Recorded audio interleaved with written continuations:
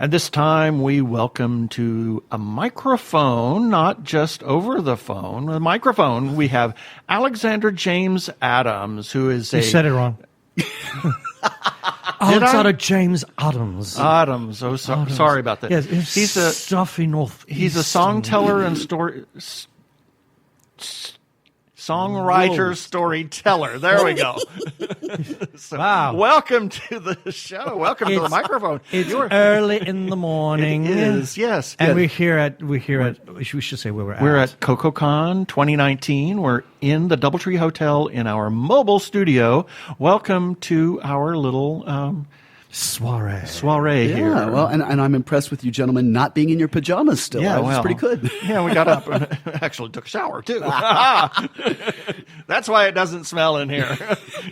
If you smell something, it's something else. Anyway. Is this going to turn into a scratch and sniff? Oh, no. Here we go. Oh, my God. Who was it?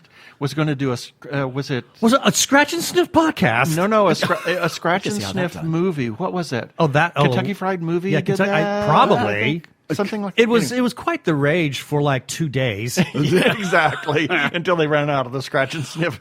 Yeah. Anyway, welcome.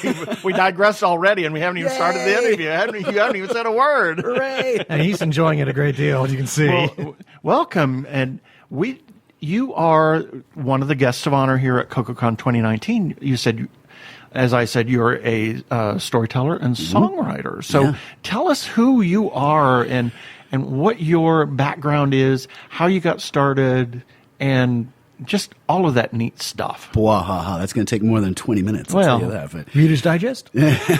Well, it's one of the nice things about being on podcasts like this and being in this era that we have nowadays. I can freely say what my history is.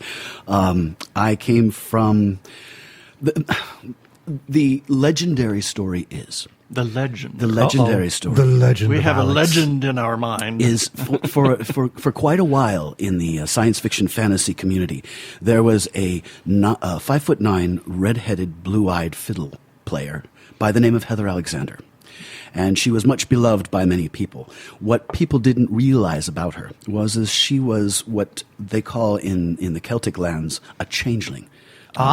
Because you see, fairies have no children of their own; they steal human babies. That is true, and they don't. Yeah, and they don't just let you have an empty basket and be free of any problems for the rest of the day. They take one of their own kind, shrink it down, plump it up, make it look like your baby, but it isn't. It's a changeling. Oh. Well, this is what happened. You see, my mother wasn't paying attention to me when I was born, and she put me in green, which of course the fairies love, and she turned her eyes away from me, but for a moment. I refuse to take credit for this when you say fairies. I'm talking about the real wee folk is what I'm talking about. God, and you scared me there for a second when you said, I'm talking about the real fairies. I'm like, excuse me. The ones with the wings. The wee folk. They tend not to be likened to call that. The wee the gentry, as it were. But so my mother turned her eyes away but for a moment, and they came and they stole me away, and they left this changeling girl in my place. Oh. And she grew up to be this wonderful fiddle player and songwriter and storyteller of her own rights, and people fell in love with her. But then she got bored, because that's what the Fae do, and she decided to go back to the land of Fairy. And when she went back to the land of Fairy, there was me still there. And well, there's a song that I've written called "He of the She," which is how I escape. It's kind of like "Devil Goes Down to Limerick" or something like that. Oh my! Devil Goes Down to Limerick. Aha! I see. And that is how I escape from the land of Fae and come forth as myself, Alexander James Adams. That is I really love how you told that. Yeah. That's a Well, fascinating. I really Storyteller, for heaven's sake. I know, but just into bringing in the whole Irish mythology, that's really well done. It was a blessing, because when I sat there about 12 years ago trying to figure out how do I explain transgenderism and a 20-year career as a female singer, how do I explain that to my beloved fans? Right. And especially the children. Oh, yeah. The children were the ones that were the most amazing, but they actually got it the most quickest out of anybody. Yes, they would. Yeah, the last year that I had, where I was carrying out all my gigs as Heather Alexander, but I knew who I was, and I knew what I was going to do in another year. I gave it a year and a day to think about it.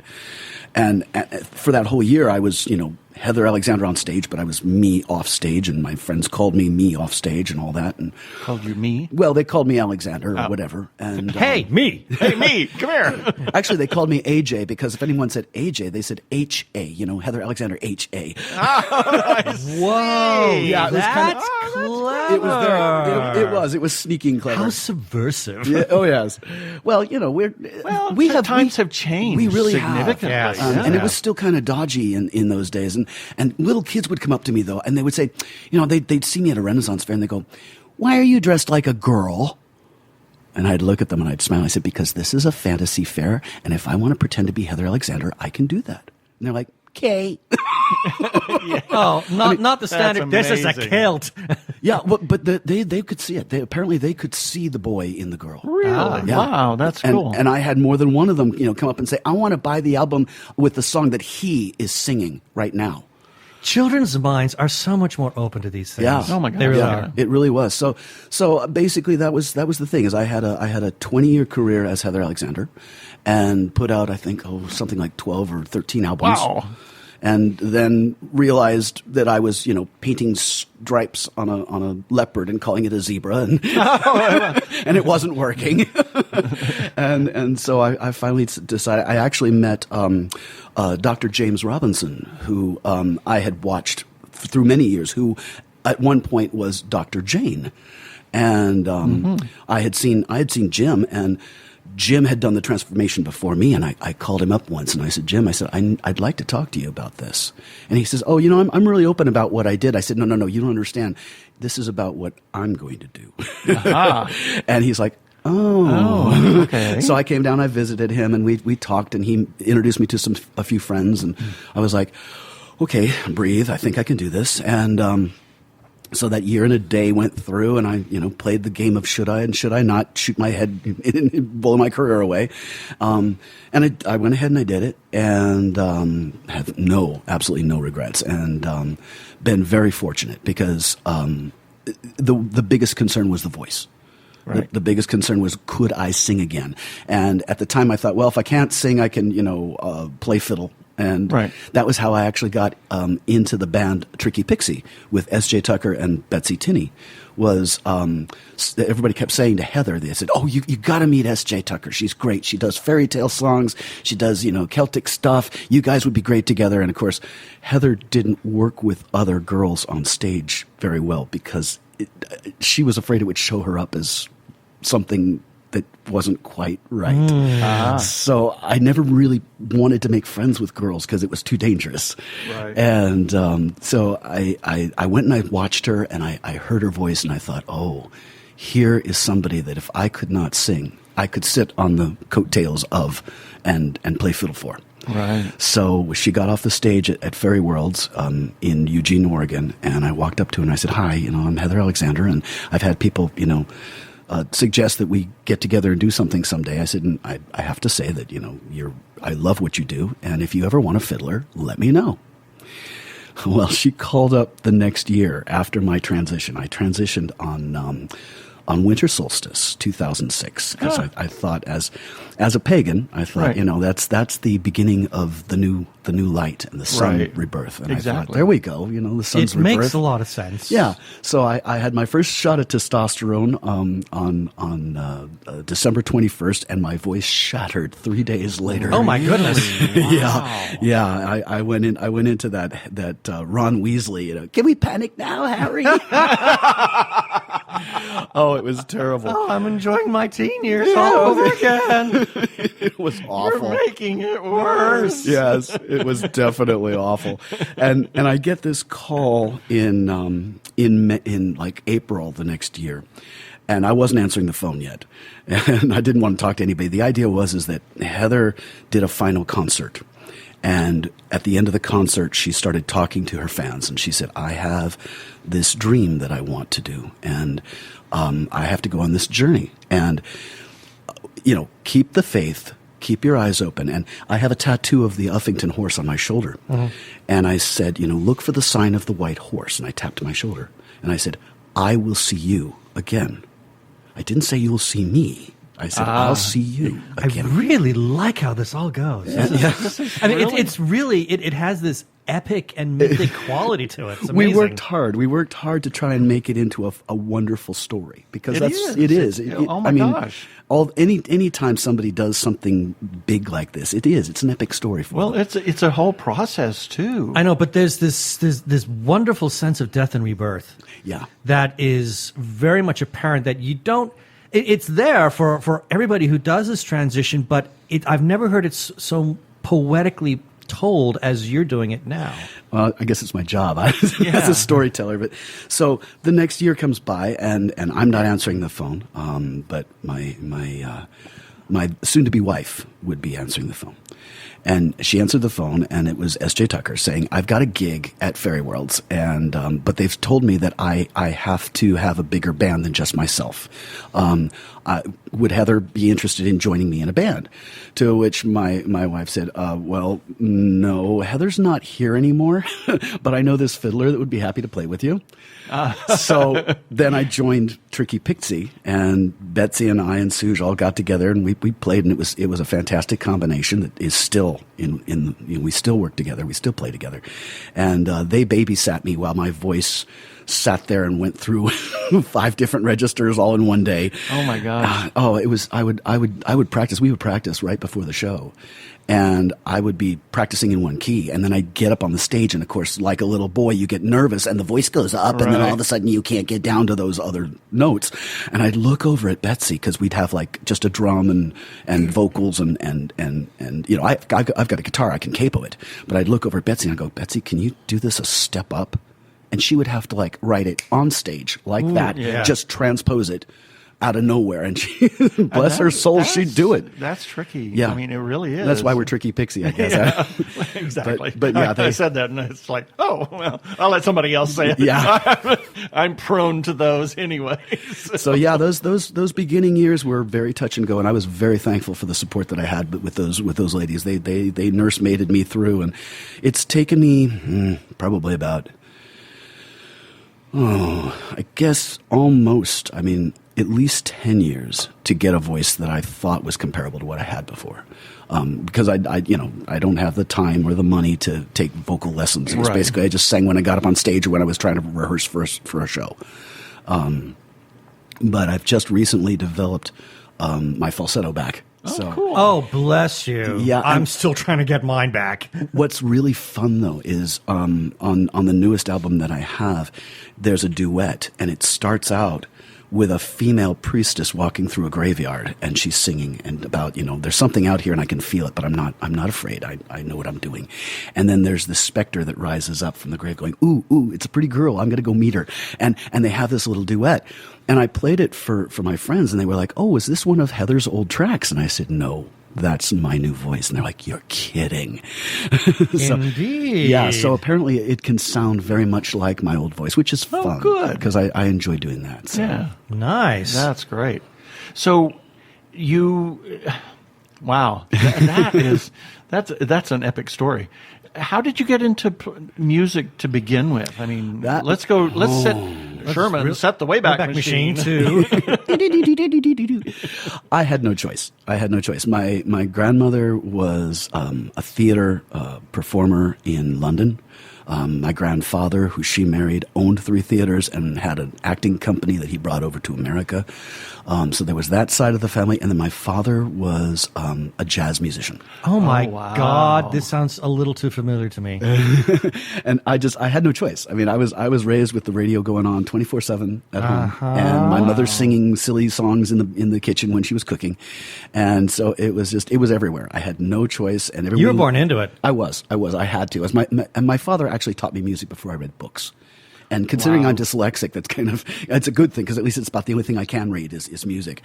But he used to sit there with a carpenter pencil behind his ear. And he would get up in the morning, he'd crack a Pabst beer. Oh dear. It shows you my family. Yeah. And he'd rip off a piece of brown paper shopping bag, and he'd put it on the table, and he'd take the carpenter pencil and he'd draw little squiggles on it. And he'd say, okay, you see this big open round circle. He said, that's a whole note, and it gets 4 claps. And then this other little circle with a stick on it, that's a half note, and it gets 2 claps. And then this solid little black dot with the stick on it, that's a single quarter note, that gets 1 clap. Now I'm going to write this out for you, and you're going to clap what you see. Very nice. Yeah, and so he taught me that, and he taught me how to break down chords and stuff like that, and memorize, what the different chords were. He told me, he said, a chord is formed of a root, a third, and a fifth. Well, I thought he was talking about a tree root and a fifth of whiskey. I did not know what he was saying. Exactly. Well, what's a third? I don't know. Well, we'll figure that out. But we got the fifth in the root. But I memorized things. That's what I could do. As a child, I had a really good oral memory, and I would just memorize stuff and mimic it. Everything I heard, I could mimic. And so he knew that if he just said something over and over again, I would just mimic it and I'd get it in my brain, and one day it would make sense to me, I think is what he thought. Right. And he made me memorize all the chords, so it's C, E, G, D, F sharp, A. And every so often I'd walk, I'd be in the hallway and stuff. He goes, "What's a G major chord?" GBG, Dad. Yeah. And he would make sure that he just threw that stuff out at me. And so I grew up breathing music and making things up. He gave me his big Gibson Super 400 jazz guitar to play. Oh, my. I was 4 years old. I could barely get my arm around it. Big juggernaut. Yeah, they're thing. huge. Yeah. And he's like, "Okay, play me a song." And I'm like, I can't reach the strings, Dad. I sat, but I did. And I said, "How do I play?" He goes, "You put your fingers on the strings and you do this." And I'm like, "Okay." And I still remember the song that I wrote, and it's something like "Keep Your Tail Up, Little Horsey" or something like that. It was like, yeah, it was a silly, and I loved cowboy hats and things like. And I loved animals. Wow. I never played with dolls, obviously. Obviously, there was an issue that I didn't recognize at the time, but I didn't play with girl dolls. I played with stuffed animals all the time. And so that was my thing. And so songs about horses and stuff was not surprising. And so I was just raised doing music, and he kept me in music. I started violin when I was 7. Wow. I was booted out of orchestra the first year. Uh-oh. Because even though I could read music, I was lazy, and maybe the dyslexia was making a difference, because I still don't read A and F and B and D. They look the same on the staff. Yeah. Okay. So I have trouble. I read about half speed of everybody else's sight reading, but I've got a quick ear. So basically, I just say, just play it 3 times and I've got it. And I usually do. So here we are, we're playing, and I'm just like, he taught me how to harmonize, because I would listen to Christmas carols, and he'd be like, "Okay, can you hear this line?" And he'd sing it for me. He'd pull it out from the harmonies and sing it for me. I'm like, "Oh, now I can hear it." So he taught me how to hear harmonies and such. So I'm in the orchestra, and I don't want to read the music, so I'm making stuff up that harmonizes. Oh, God. I used to do My the same thing on Lord. clarinet when I was in band. I did the same thing. Well, my conductor threw me out of the orchestra that first year. He said, "You're not playing right. Go home." And I came home. I was crying. I was upset. They should be encouraging that, to be my honest. Well, my father had the answer, because Mom was like, "I don't know what to do, crying and miserable. Wait for your father to get home." Dad came home, and I explained this, what happened. "Oh, he kicked me out of the orchestra." And he goes, "Okay." What were you doing? "Oh, I was just making up some music about it." He goes, "Okay, look. What you're doing is very, very good, because, pretty much anybody can play a melody. But when you can make up a harmony, that's a really good when thing." you That's can a make skill. up and Yeah. play a harmony. Making it up and playing it is good. It's one However, thing to sing it, yeah, but to and play he said, it. he said, Wow. "However, rewriting Beethoven is frowned upon, and you really shouldn't do it." And he said, "You wouldn't like it if you wrote a song and somebody didn't do it the same way you told them, would you?" And I'm like, "No, that wouldn't." And he goes, "So you're doing the same thing. You're insulting Beethoven. So you go back and you look at the music and you play what he wrote you." Wow. And I'm like, "Okay." That's amazing. Wow. That is incredible. That almost makes me want to cry, because I was not encouraged as a child for music. And I love music. And I still have my own stuff. And I played viola for, many years in the school orchestra. Yeah. And I tell him, and I tell everybody, I have this mental block about hearing a fifth. He can I can't- hear it. Yes, he can. He can. Well, I've heard him when do it. I'm trying to tune my instrument, I can't hear it. But, so I always tuned with harmonics. Because I couldn't hear the fifth, because it was such a mind block to me. But Can you sing the interval of a hunting horn? not on the spot now. Well, if you I know. if you Well, think about I it, took music theory Yeah. too, so I had to listen, and that was always the one that I gets could you. hear it, but I'd always second guess myself. I wonder if it's because it's that first one that makes the harmony. So it's probably so tight harmonically that it's difficult to. I don't know. It was just Point it out. Well, it was always I was told I couldn't sing. I Yeah. shouldn't, He has- play, it's- shouldn't play an instrument. I Right. should be playing So football. there's and all that there's crap, a there's a so. block there, Yeah, but so Yeah. anyway, Well, I that's can't tell you- that's well, I crap. can't tell you the number of times we'd be in the car. There'd be some piece of music playing on, and then he would just sing that fifth without any problem. Yeah, yeah. But he's not on the spot, so the block isn't there to get into the way. Yep. Yeah. Oh yeah. Anyway, No, it's, but that is great. That more children should be encouraged because music is life. It really Actually, is. It's the song well, of life. And I actually credit my teacher. Well, he was the very one who taught me to play clarinet when I was like 9. And then I ended up being in his, the different forms of band throughout junior high and also through summer school because I chose to. And I would, I'd be playing other people's music and come up with harmonies. And he's saying, "What are you doing?" And I would simply say, instead of reading the clarinet music, I was, "I'm doing this, this, this." And he says, "Okay, keep going." But at least he encouraged me to develop and explore that. So I think that's something that, you don't want to rewrite. And I don't think you were necessarily rewriting Beethoven. You were adding a new layer. yeah, but it's yes. still reinterpreting. But, yes, but reinterpretation. he got his point across. The thing about music and having I think it is something that it should be for everyone. And Absolutely. I have a confession to make, and I'll make it right here on a podcast because it's important. When I was young, I was very arrogant, and I knew that music was what I was. It was my blood, and not everybody has a real top-notch ear. And I was very judgmental as a child. And so I would actually, bully my friends because if they couldn't sing well, I'd tell them so. And I have a few friends that are like, you were kind of mean to me. And it might be hard to believe that of me now because I've had to work very hard to compensate for my arrogance as a child. You and I are very much alike. Well, Yeah. he can understand sometimes how people can't read music or how they can't hear certain things. I mean, he's changed over the years. I've but come to heard that- him. I've heard him say that before. Yeah, I mean, growing up, I kept thinking, how do you not know how to do how, this? how can you not? I mean, I remember I was in a choir once. It's just a church choir, but someone then who played trombone that I knew from band. He's sitting next to me, and he says, "Okay, so when the notes go up, my voice goes up, and when the notes go down, my voice goes down." And I looked at him and said, "How do you not know this?" Yeah. I didn't want to be ugly about it, but I really still would had have been. Yeah. Well, but I still had that judgmental thing. How can you not know that? And yes, there were times where I would say if someone was singing really poorly, there would be a part of me that thought, well, you must be doing that deliberately. Yeah, and I think that's one of the biggest things that I think the younger kids now are learning, which I'm very glad of. But it was something that wasn't taught to us in our era Right. in advance of that. It's that understanding of diversity, and when you're a child, you don't get that the world is different than your perception. Absolutely. it doesn't happen because you're sucking Well, everything in. It's all about you. You're the center of the universe. Yeah, and trying to teach a child that no, they really aren't the center of the universe, and that there are hard. many diverse things beyond them, and they should respect those things. That's kind of where I think we fell into some trouble in the past couple eras. But I think the kids are catching on now, which Yeah. I'm very Right, thankful for. right.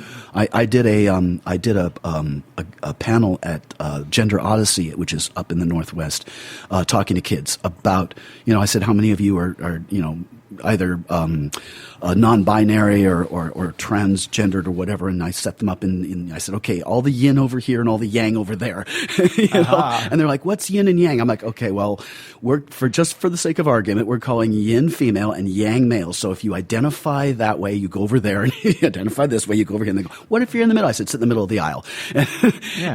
And I was teaching them how to find their inner voices, but I found that it was really interesting because these kids are like, I had them anywhere from about I think 12 to about 19. Wow. And I found them to be so much more open-minded and less frightened of any of this than I was trying to talk to them about it. Right. And I was like, wow. Well, this come a is- long way. It's Yeah. amazing. I mean, even children that are as young as 6 and 7 now are identifying as non-binary, and so I think it's wonderful.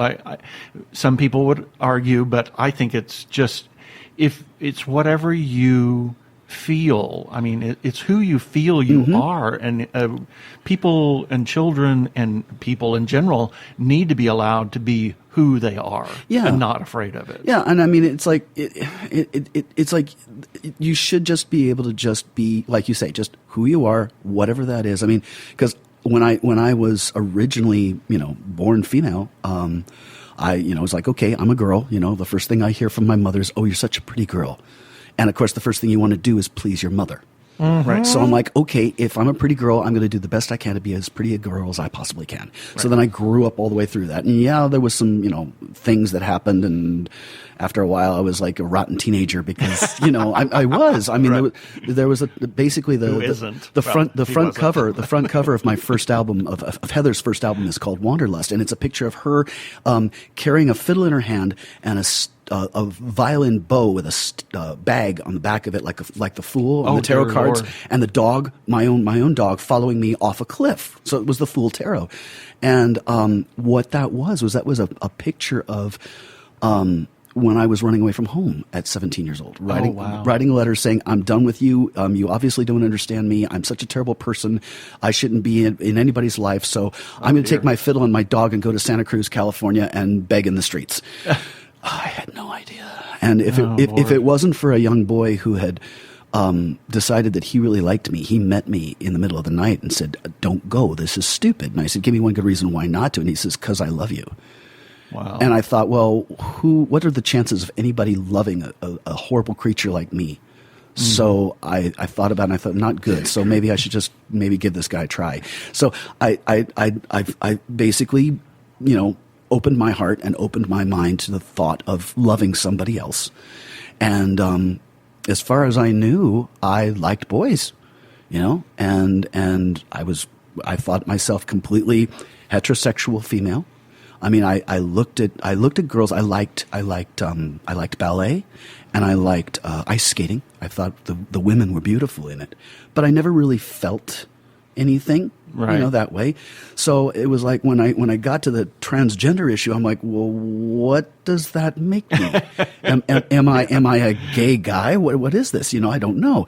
And I was surprised because what happened was I was like almost 20 years into this marriage, and it was a glass castle. Right. And we were pretending that, everything was fine, and it really wasn't. And both of us weren't really getting what we needed out of the relationship, but neither one of us wanted to throw rocks at the glass castle. Right. And I hired this lady to come and watch my horses while I went on tour with my husband.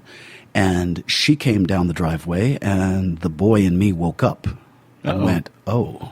And I'm like, I don't need this. I so don't need this. Not while we're going on tour. Not while we're going on tour. Not after 20 years. And I just want to shut up and, just go on with my life quietly. And so the Alexander woke up, and I started flirting with her. And I find out that she's a lesbian, so I'm like, I'm safe. I don't do girls, and she doesn't do heterosexual redheaded Scorpios, so I'm good, right. And then I found out that no, I really was kind of flirting with her for real. And then we did some research, and I talked to her because she's very empowered. She's a very empowered female. And I said, okay, can you teach me how to be a goddess? Because I suck at it. And so she starts talking to me and asking me questions. And it turned out she puts a hand on my shoulder and she says, dude, there is no goddess there. She said, you say things and you think things that no woman in her right mind, I don't care who she is, would even think of saying. So no. Right. So I was like, really? And she's like, yeah. So then I went into I'd been seeing a therapist for our marriage, because my marriage with my husband was kind of, and it was always the boy. It was always the Dungeons and Dragons character that would wake up in the morning and take over the body. I would literally wake up not being Heather Alexander. I would wake up being Alexander. Wow. And I knew that it was just, You had to tamp Heather down. well, it was actually chemical. It was literally tied to the menstrual cycle. Wow. I would have 2 weeks after a cycle. I would have 2 weeks where your body's very quiet. Right. Chemically, your body's quiet, and that would be when I would be very, very masculine. And then the ovary would throw out an egg, and ovulation, starts, and then that would kick the hormones. The estrogen level would go up, and then all of a sudden, Alexander would disappear, and Heather would show up for the next 2 weeks. And I lived my life literally like this. This Wow. is so this is schizophrenia. It was, and I thought that's what I that's was. amazing. I thought I had a personality disorder. Wow. And so when I did go into the therapist and say, okay, this is what's going on. Alexander's being an ass. He's going, he's threatening my marriage, blah, blah, blah. And I went in and I said, give me that book, the big thick book that has the mental dysfunctions. Yeah. And DSM-4. yeah, I think they still have transgenderism in there, which is really dumb. But that's where they put it. And I said, okay, so read me personality disorder. And he read it for me, and there's 3 different categories. You have to lose time. You have to have things that you don't know how you got a hold of. And there's one other thing, and I forget what the third one is. But basically, I was like, no, I don't black out. I don't have times where I black out and I can't remember things. And I know every single piece of clothing in my wardrobe, and I have a section for girls, and I have a section for boys, and I have a unisex. And the unisex is my performance clothes. Right. Because I have to be one when I'm on stage. I have to be who I Right. really am. And even though I don't tell you that on the stage, I'm being it in front of you. So that was my escape, was being on stage, was being who I could really be. And so I had all these clothes, and it's like, nope, I know all this. And I said, so read me the qualifications for transgender. There are 10 of them. In these qualifications, I could tell you 3 different times for each one of those that I qualified. Wow. So 30 times over, I qualified as a transgender. And I'm like, My goodness. Yeah. And I'm like, all righty, this sucks. Well, I guess so. Connect the dots. Yeah, and so then I went, Okay, I give up. yeah, I did. And I was like, what do we do about it? He says, the only thing that we have found that works is gender reassignment. And I'm like, and there's a little part of me going, you'll make me into a boy? Really? Really? Really? Because I'd had the opportunity before, early on in the marriage to my husband. I'd had the opportunity, and we were having trouble then. And I went to a therapist, and he's like, well, we could make you a boy if you wanted. And I said, well, could I have children? And he said, no, that's going to get messed up. In those days, they didn't know how to do it. And I said, what about my voice? And he goes, that'll change. And I said, would I be able to sing? He goes, I don't know. And, Wow, that's a big thing. Yeah, that was a big thing. And I went home to my husband and I said, so would you love me if I was a boy? And he goes, no. And I'm like, dear. yeah. And I'm like, okay, well, let's not go there. And I mean, to be fair, he was who he was, and he wasn't interested in, no, he doesn't do boys. And then, and if you'd asked me at the time if I did girls, I would have said no. So I went back to my husband and I said, it's not a personality disorder. He's like, okay. So we kind of, from that point on, we kind of worked things out, and he's gone on his own way now, and he's married to yet another redhead. I don't know what he's thinking. Well. I wish him well. I wish him well to be married to another redhead. But I do believe he's actually quite happy. Good. I haven't talked to him lately, but yeah, so I basically went in and my friend then, who then became my wife, kind of stood at my side while I went through the change. And right now we are getting a divorce at this moment. And partly because I think there was some truth in, at one point I asked her, I said, let's hypothetically say that you were, that you really are a lesbian, and not just, somebody who is open to either side. I said, and let's say hypothetically that I'm more of a man than you can relate to. And she's like, yeah, that's probably pretty correct. And I'm like, okay. It's nobody's fault. It's no one's fault. Yeah. Yeah, so that's, Well, we're kind of... hopefully it can be amicably. We'll see. Well, we'll see. You know, people's passions get stirred. Well, of in course these they do. times. Yeah. So Yeah. you know, that's what we're in. And of course, my passion. I'm quadruple Scorpio. Right. that's a box of passion right there. So I hate to break this up, but we're here at CocoCon, and you have several things going on. Oh, yeah. So tell us what the things that you, off the top of your head, that you can think of. Off the top of and my then we'll head, wrap this up. on Sunday morning, I think at around 11:30, I'm doing a presentation of Canticles, which is a production company I'm associated with. I write the music for the fantasy realm that this gentleman's created. Matthew Maurice has created this wonderful six decades, or not decades, but six descendant lines of world. He loves Tolkien. So he's kind of created this world that has its own language and its own histories and its own gods and blah, blah, blah.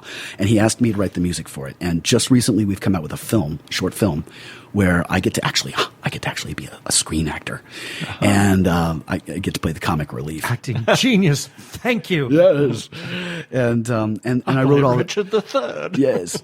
I did all the music soundtrack for it. So I'm going to debut that movie here. Nice. On Sunday, at 11:30, and talk about it, and maybe do a few songs from it, and then I've got my own concert. I think mid-afternoon or evening-ish, and I'll be doing that. And then there's a workshop on Monday about music being magic. Oh, it is. And it is. Oh, and quite. I explain how you can actually do magical patterns of, like, you know, what the patterns are for, like, invocations and you know how chanting works to raise up energy and stuff like Right. that. So you can actually do Oh, no, real absolutely. magic with music. Right. Music is incredibly powerful. I mean, there's all sorts of studies about, especially like if you're in, like in chorus groups or choirs, that the sympathetic vibrations are really beneficial towards the human body and how they have an effect on the people in the audience. And I remember quite some years ago, when I was more involved in music than I am now, we were watching, Harry Potter or something, and I made some comment about, I wish I could do magic. And Keith says, you have that Already do. superpower already, Yeah. and it's your music. Uh-huh. So yes, music is magical, absolutely. It is. So So, Bing, with all that, if people want to know, I mean, my God, what a fascinating treasure you story. are! You I mean, are. you're amazing. we'll have to Not gonna talk fit to you. my hat. We'll have to talk to you We again. need to talk to you again Yeah. because I'll be happy to. there's so much more to discuss. But in the meantime, if people want to learn more about you, and anybody listening to the sound of my voice, you should. listening to the Sound of my voice. Yes. How can they learn more about you? I mean, any kind of website or social media presence. Yeah, I have a wiki. You have a wiki. What? You're a witchy? I am not a witch. Sorry. So you can look under Alexander James Adams for either my Wikipedia, or you can find me on Facebook under that name, Alexander James Adams. I don't even have a professional page yet. I'm on Bandcamp. Bandcamp. Bandcamp. One time I went to Bandcamp. And so is Heather. Heather Alexander has her own page of all of her albums and stuff, and I have all my stuff on under Alexander James Adams. I'm on Twitter and Instagram as Ryuaja, Ryuuaja. Wow. Whoa. Ryu being the Chinese dragon, Right. Aja You. being my initials. Okay. So RYUAJA. two U's. That's right. RYUU. U is what. That's right. It's RYUUAJA.